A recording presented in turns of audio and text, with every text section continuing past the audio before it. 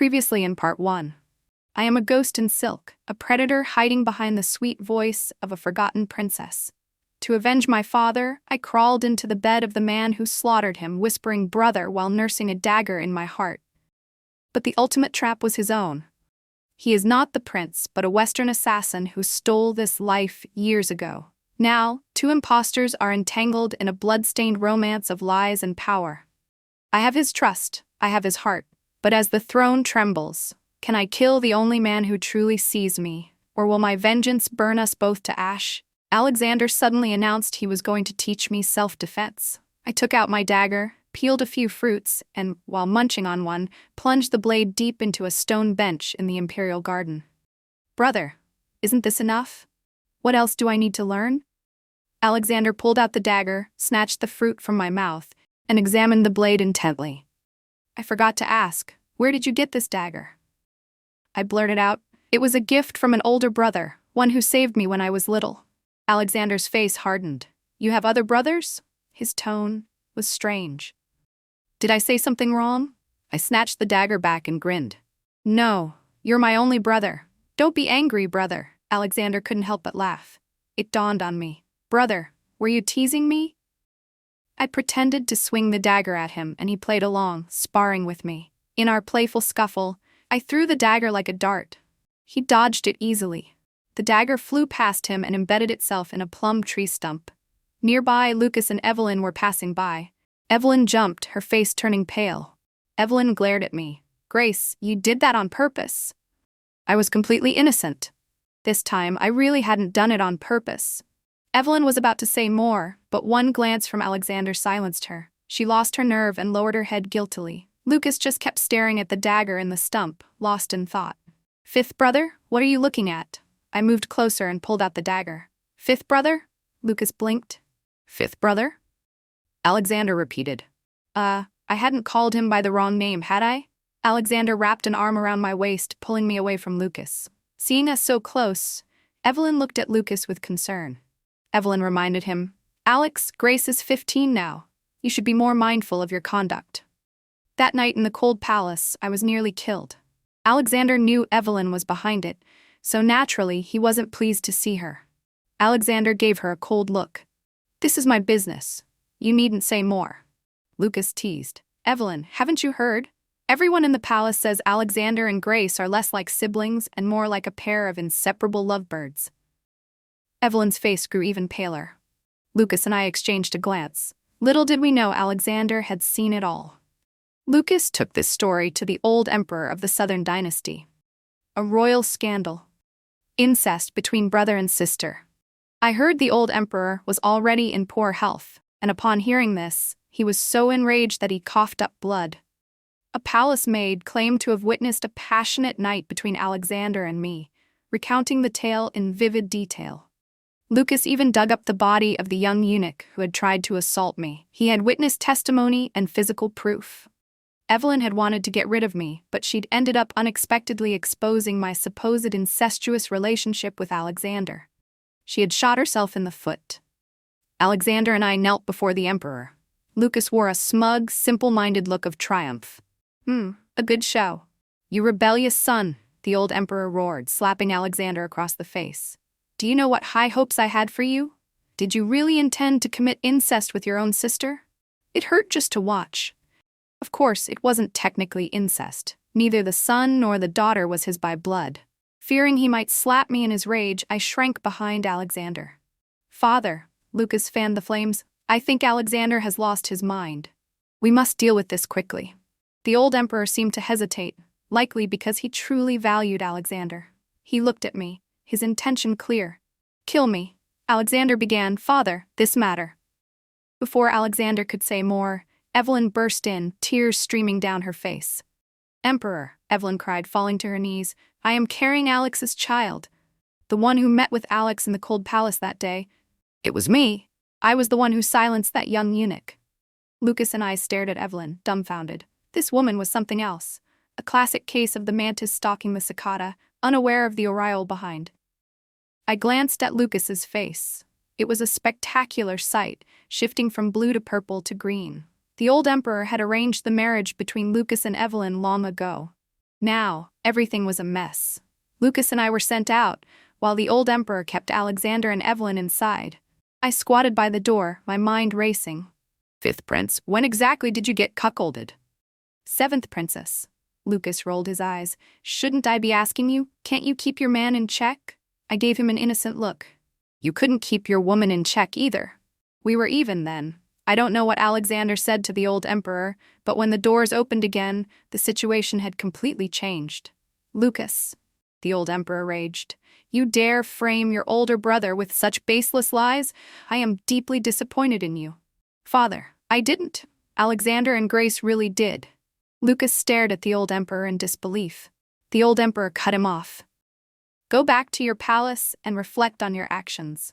Not only that, but the old emperor also annulled the engagement between Lucas and Evelyn and issued a decree for Alexander and Evelyn to marry as soon as possible. So not only was Lucas humiliated and cuckolded, his long-planned scheme to make Emperor Leon lose faith in Alexander had also failed. He had suffered a double loss. Alexander remained silent the entire time, apparently accepting all of the old emperor's arrangements. As for me, the old emperor looked at me, his expression unreadable. Although the matter between you two was a fabrication, it's best to avoid any further suspicion. You will move out of Alexander's palace. I will arrange a marriage for you. I looked at Alexander. His face was blank. He didn't even glance at me. I will follow all of father's arrangements. I smiled sarcastically. It seemed I had overestimated my importance in Alexander's heart. The scheme Lucas and I had cooked up had been completely foiled by Evelyn. The old emperor did indeed arrange a marriage for me, to General Duncan Zhou, a man nearly 50 years old. The day I moved out of Alexander's palace, Evelyn was moving in. Evelyn stopped me and whispered in my ear, in the end, I'm still the one who won. If Evelyn knew that the man she had so devotedly schemed for wasn't even Alexander, she would probably go mad. Don't you think, I said loudly, deliberately taking a step back, that brother Alexander seems a little different than before?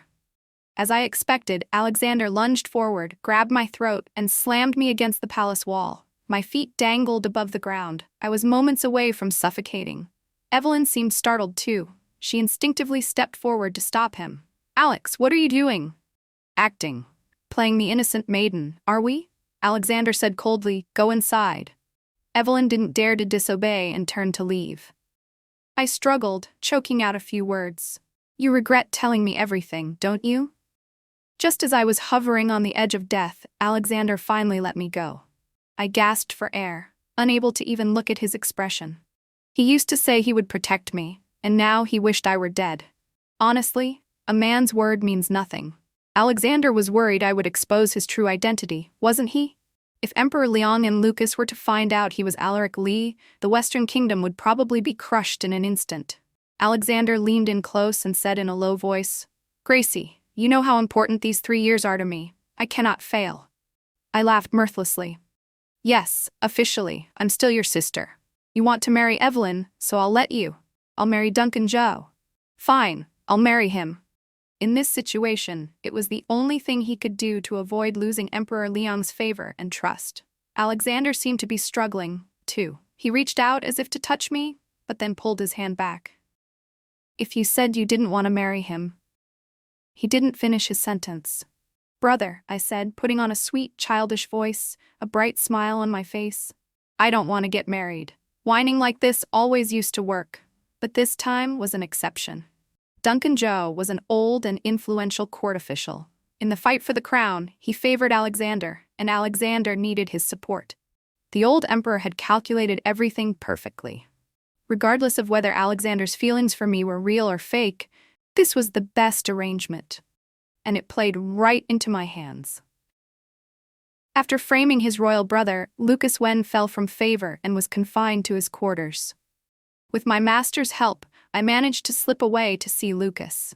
He acted as if we were old friends, patting my shoulder with feigned sympathy and handing me a piece of fruit. I never thought Alexander would choose the throne over a beautiful woman. Do you want it peeled? I played along, putting on a desolate expression as I took the fruit and toyed with it in my hands. It's true. None of you men mean a word you say. I could tell that wasn't what he wanted to hear. His playful mood vanished and his expression turned serious. Lucas said, "Father's health won't last the year. Alexander can't afford to make a single mistake now. What are your plans?" I smiled faintly. "It seems the fifth prince is more anxious than I am. How about we make a bet?" "What kind of bet?" "A bet on how much I truly mean to Alexander." Tonight, Alexander and Evelyn Ye, the chancellor's daughter, were to be wed. The entire palace was celebrating. Word spread through the court that the matter of the crown prince was all but decided. On the same day, Grace Wen, the seventh princess of the Southern Dynasty, was betrothed to General Duncan Zhao, a double blessing for the imperial family. Though nearly 50, Duncan was once the fiercest general of the Southern Dynasty. He and my father had fought 100 battles, forging a friendship born of mutual respect. I'd heard that he once proposed to Emperor Liang that my father be brought into their service. But both the emperor and Alexander believed an enemy general could not be spared. Knowing Duncan's character, I felt certain he would respect and pity me and would not force himself upon me. So I had no worries about the marriage itself. My only worry was Alexander. On our wedding night, Duncan had only intended to sit and talk with his new princess bride. But unexpectedly, assassins came for him. The candles were extinguished. Duncan protected me while fending off the attackers. Though the assassin was masked and clad in black, I recognized his eyes. It was Alexander. After a hard-fought battle, Alexander cut down the Southern Dynasty's greatest general, Duncan Zhao, just as he had killed my father all those years ago. I almost lost control and attacked him myself. My master was an advisor to Lucas, and his martial arts were superb. As his student, how could I not have picked up some of his skills? But in front of Alexander, I had to feign weakness at all times. And even if I didn't, I knew I couldn't defeat him. Alexander removed his mask and pulled my panic-stricken self into his arms. "I knew you wouldn't tell, and since you said you didn't want to marry him, I made sure you wouldn't have to." This round, I had won the bet. Alexander was a decisive warrior at heart, yet he was forced to navigate the treacherous politics of the court. For so many years, he couldn't be himself. He could only be the Alexander Wen everyone expected him to be. How could he not long for a beautiful companion and peaceful, carefree nights? And I was his only solace. In the end, I had played on his genuine feelings. My voice trembled slightly. "Brother, tonight is your wedding. I've thought it over, the throne and you, I want both." Alexander's voice was filled with determination. As if possessed, I found myself kissing him. "Brother, don't leave me again." He once said that as long as I kept playing my part with him, he would let me keep deceiving him. I didn't understand what he meant back then. Only later did I realize he had meant every word. That night was supposed to be one of great joy. But the third prince's wife had an unexpected miscarriage, and the Southern Dynasty's greatest general had fallen.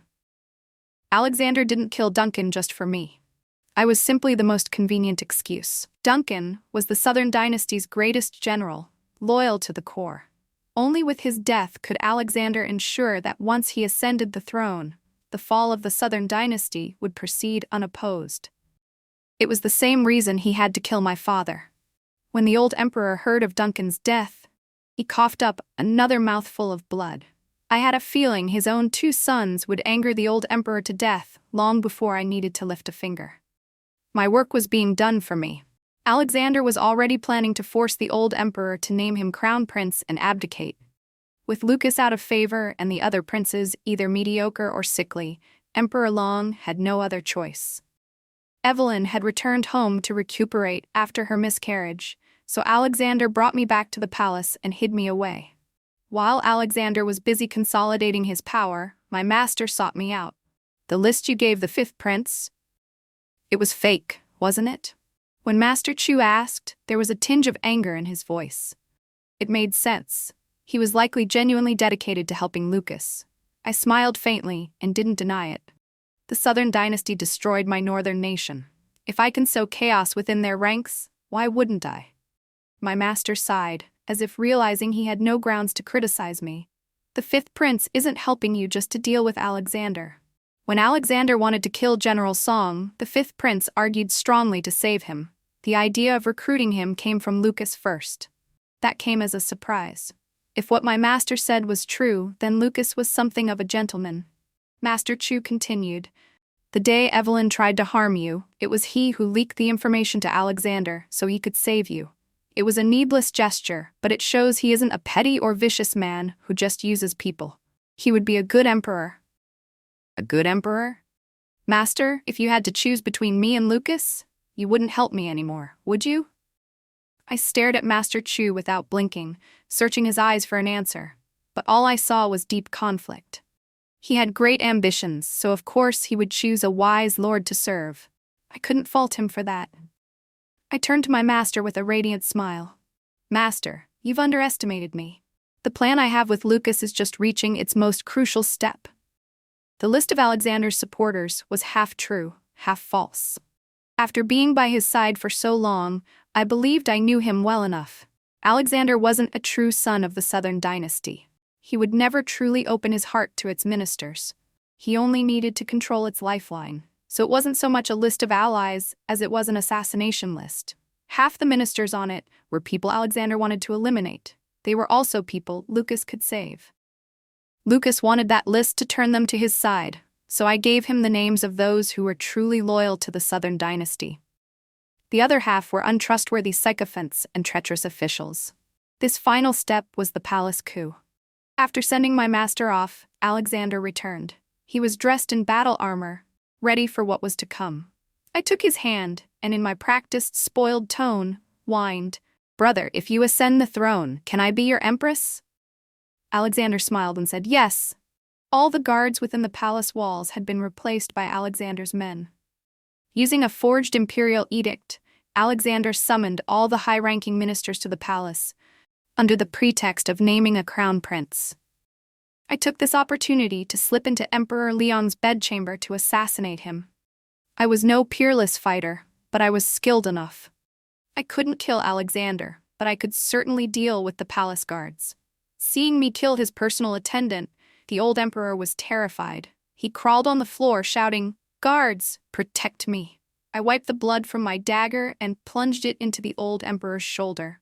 "Father, Brother Alexander said that once you're dead, no one can stop us from being together." The old emperor clutched his shoulder, glaring at me with uncontrollable rage.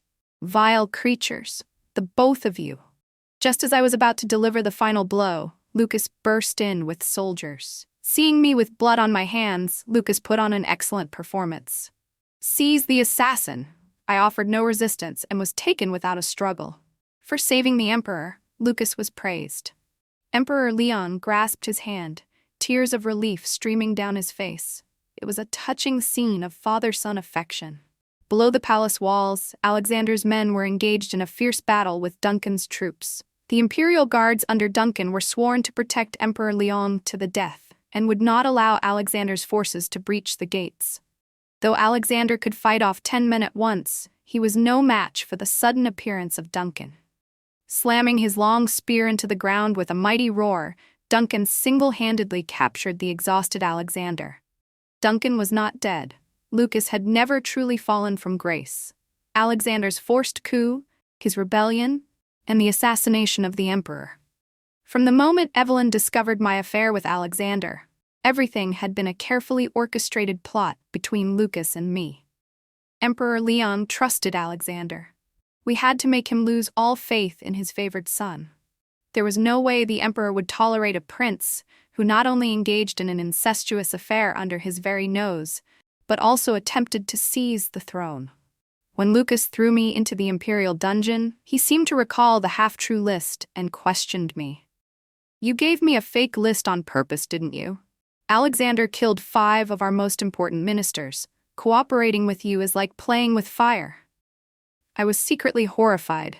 I hadn't expected Alexander to hold so much back from me. He had told me those 5 men were colluding to embezzle tribute from the western Xia and war spoils from the northern Shen, all while oppressing the people and killing the innocent. In reality, those 5 were merely guilty of minor greed.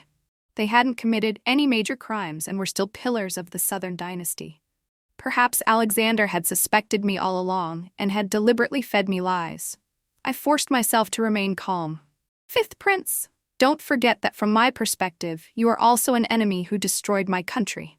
I may not be overflowing with patriotic sentiment, but I can hold a grudge. Lucas suppressed his anger, along with the impulse to strike a woman. For me, deciding Alexander's fate was all that mattered. My own was irrelevant. Before he left, I reminded him, since the fifth prince is the future son of heaven, do not forget to honor your promise, and let me kill my enemy with my own hands. As you wish. I was thrown into the cell next to Alexander. He was covered in wounds, his once handsome and spirited appearance gone. He asked me, "Why did you try to kill Emperor Liang?" I continued the act. "I wanted to help you, brother. Don't you want the throne?" Alexander gave a self-mocking laugh. "Brother? I'm not your brother, and you aren't my sister. How long are you going to keep this up?" "Brother, didn't you say that as long as I was willing to play my part, you were willing to be deceived?" I couldn't look at him. I wasn't even sure why.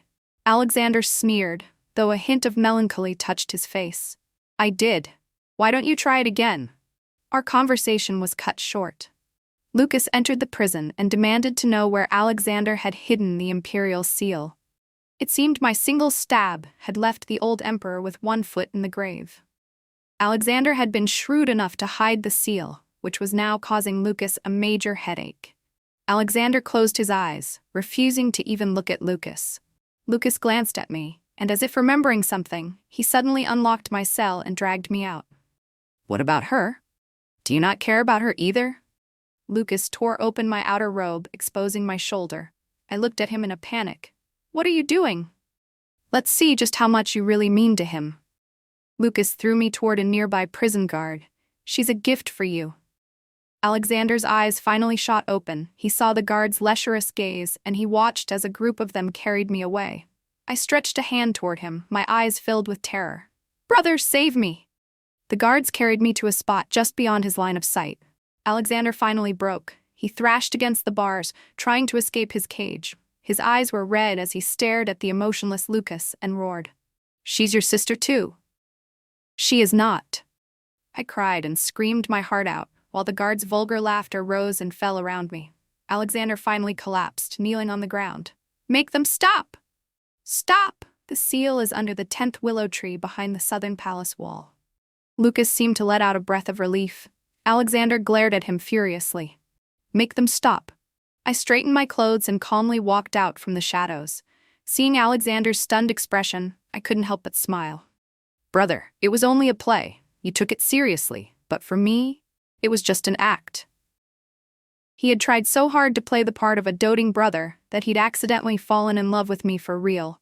My performance, however, never faltered. Lucas handed my dagger back to me. "I promised you. He's powerless now. Do it." Alexander looked at our seamless coordination and finally understood everything. He gave a hollow laugh. "I've lost." "Is there anything else you want to ask?" I asked him before I struck. These past few days, Alexander had treated me very well. He had truly offered me his heart. If it weren't for revenge, if I weren't Sophia Song, I think I could have fallen in love with him. He deserved to die knowing the truth. But Alexander shook his head, as if nothing mattered anymore. His eyes were filled with desolation. His last question was, "Lucas doesn't know who I am, does he?" It was a statement, not a question. I nodded. The Western Xia had done nothing wrong. Why should they suffer the same fate as the Northern Chen? I had no reason to tell Lucas that Alexander was Alaric Li, the second prince of the Western Xia. Alexander seemed satisfied. He smiled. "Thank you. Do it. Don't you want to know who I am? I know you're not Grace. You killed my father. That's for the best. At least my death won't be unjust." I hesitated, and I don't know why. There was something strange about his calm acceptance of death. "Can't bear to do it?" Alexander walked toward me, a wry smile on his lips. No matter. It wasn't important anymore. I closed my eyes. When I opened them again, I plunged the dagger into his chest without a shred of hesitation. Blood gushed out, flowing along the hilt and staining my palm. I stared at him, unblinking. His eyes held a trace of unwillingness and a trace of lingering affection. His body gradually went limp, his head coming to rest on my shoulder. His hand trembled as he tried to touch my head, but it never quite made it. I vaguely heard him say something. "The night I made you mine. I knew you weren't Grace." Sophia Song. It was the first time he had ever said my name, and the last. If he knew all along that I was Sophia Song, why didn't he strangle me that day? I thought, we could have a future. Even if it was just for a moment, I truly thought we could. Alexander's voice grew fainter, so faint I couldn't hear what he said next. I called out to him one last time. Brother? He pressed 2 rabbit-shaped jade pendants together, making them one, and pushed them into my hand. I didn't refuse. Alexander breathed, and then he was gone. I felt all the strength drain from my body, and I let out a long sigh. Finally, it was over. The day my master swapped me out of the death row cell was the day Lucas was named Crown Prince. The official story was that the 3rd prince, Alexander, and the 7th princess, Grace, had conspired against the emperor and had been ordered to commit suicide as punishment. Evelyn Yi had followed Alexander in death, but the new crown prince did not hold it against the chancellor. Instead, he placed him in a position of even greater importance. Emperor Leon was bedridden, as good as dead. Lucas was now in full control of the court. My master said, "His Highness the Crown Prince has prepared a new identity for you. You are to stay here in the Southern Imperial Palace." A new identity? Why does he want me to stay? He said that you once asked him if he could ever fall in love with his father's killer. I was taken aback. The implication was clear. Lucas had fallen in love with me too. That was why he had protected me at every turn throughout this entire game. Lucas had me placed in the Eastern Palace. His intentions were obvious. I had gone from being the 7th princess to the prospective crown princess. I couldn't shake the feeling that my master had sold me out. What had happened to helping me escape the palace once my revenge was complete? When Lucas arrived, he had already changed into the crown prince's robes. His entire demeanor was different, both refined and imposing. The playful banter was gone, replaced by a steady self-possession. Perhaps this was his true self. Knowing my place, I performed a proper curtsy. This commoner pays her respects to the crown prince. Lucas bent down to lift me up. His palm was warm as it gently circled my wrist, pulling me to sit on the soft couch beside him. He dismissed the palace servants, leaving just the 2 of us. Lucas didn't let go of my wrist. He smiled faintly. "Sophia Song, now we can finally sit and talk properly. Every time we spoke before, we were always conspiring. We never had a single sincere conversation." I tried to pull my hand back, but he held it tight. I sighed. "Your Highness, I really don't understand you. We were just using each other, yet you've somehow developed genuine feelings." Lucas suddenly reached his other hand into my robes. I flinched, but then I saw him pull out the dagger I kept there. He dangled the dagger, his eyes as soft as water. "Sophia Song, why don't you peel a fruit for me one more time?" A fruit?" I stammered, stunned. Lucas Wen's words sent my thoughts reeling back more than a decade. Back then, the northern and southern nations maintained a delicate balance, on friendly terms with each other. The world seemed peaceful and prosperous, filled with laughter and joy. I remember the first time people from both the northern and southern nations journeyed together to the western grasslands. A grand horse race was held on the western plains, and many royals from both courts were in attendance. I went with my father. I was only 7 years old. I loved to ride, and my father loved to show off his precious daughter. At the race, I was chosen to start the event. I took the lead, a valiant figure in red on my horse, as swift and free as the wind, like a marten skimming the plains. I loved being bold and unrestrained. The other children my age were content to be spectators or were off playing somewhere else. But I chose to show off my skills, becoming famous in that single ride. While playing on the grasslands, I made a few friends. I suppose they were captivated by my dashing spirit. There was a wild boy who had rolled in the mud and a shy, sweet-faced boy in pristine white clothes. One was rugged, the other timid. They followed me everywhere, wanting to catch rabbits together. "Sophia Song, are you just like all the other girls? You like rabbits too?" The wild boy grumbled with disdain. I gave him a playful kick. "Then don't come." The wild boy grinned. "Hey, I was just saying, I'll catch one for you, I promise." "What about you?" I asked, turning to the quiet, well-behaved boy beside me. The boy whispered, his voice barely audible, "I'm just happy to be playing with you." I smiled, pleased with myself. I really was a charmer. At the time, I didn't know who they were. I just assumed they were the sons of some official or perhaps local children from the grasslands. The three of us played together, our laughter echoing across the plains, until we accidentally fell into a mud pit we couldn't climb out of. At night, wolves roamed the grasslands. I clutched the rabbit I had caught, huddled in the pit, and finally felt the true fear of a little girl. The well-behaved boy leaned against me to keep me warm, comforting me. "Don't be afraid. When they realize we haven't returned, they'll come looking for us."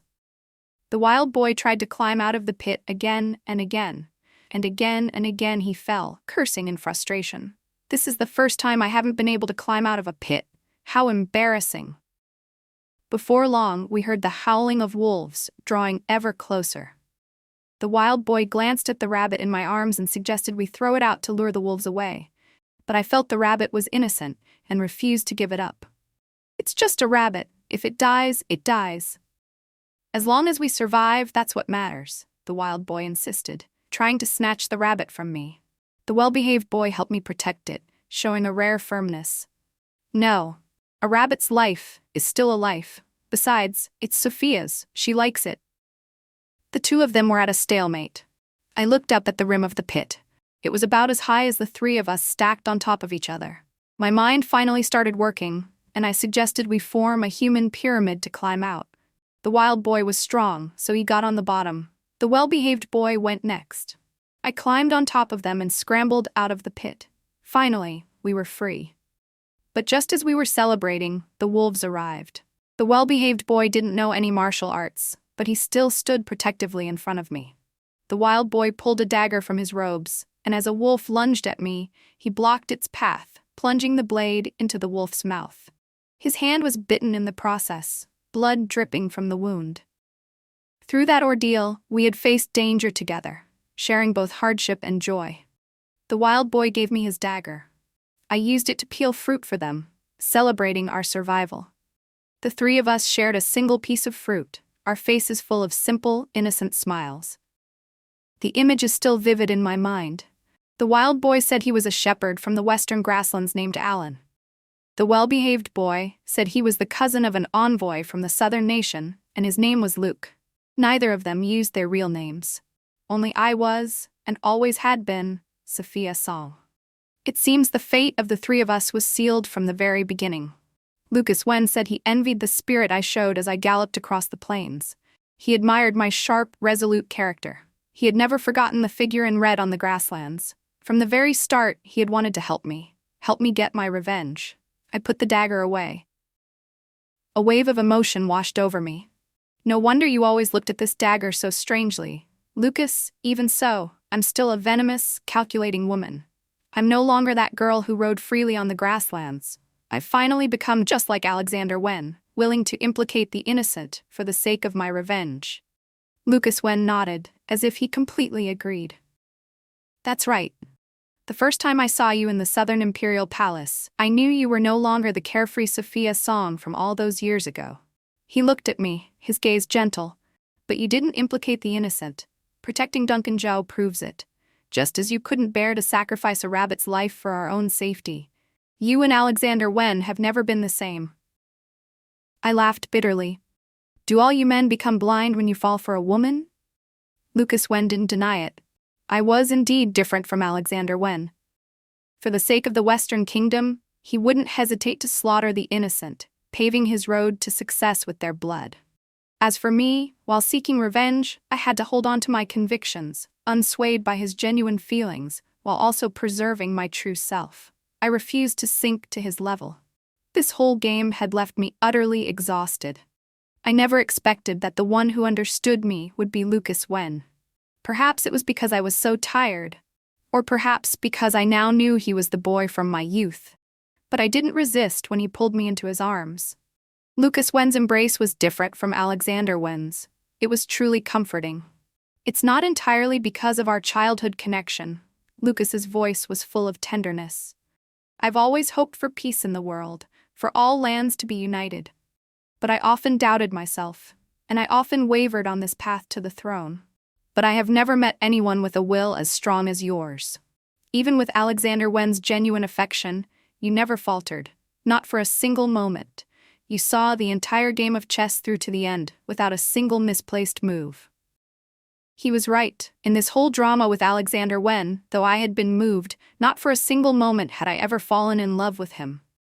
I had always been perfectly clear-headed. My one and only goal was revenge. Lucas Wen was different from Emperor Liang. Emperor Liang was a tyrant who had long harbored ambitions of unifying the world, just waiting for an excuse to start a war. Alexander Wen understood this, so he catered to him, eliminating his rivals and leaving no loose ends.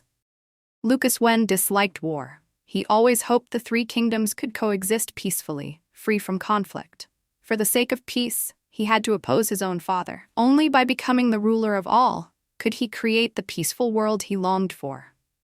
The peace and laughter of the grasslands all those years ago, that was what he sought. As Master Chu said, he would indeed be a good emperor one day. He would not hunt down and exterminate the survivors of the northern nation, and I would no longer have to be tormented by the grudge of my fallen kingdom. But even so, I would not stay in the southern imperial palace. After all, this place was full of heartbreak. He knew that too, which is why he didn't try to stop me. He said, "You belong to the vast free grasslands," and he, in the end, was destined to be trapped within the palace walls. He couldn't bear for me to be trapped as well.